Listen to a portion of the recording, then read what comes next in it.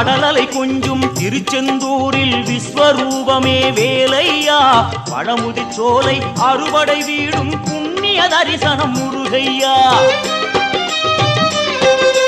திருநீர் அணிந்து வரும் போது நெஞ்சில் நிம்மதி பிறக்குது கந்தையா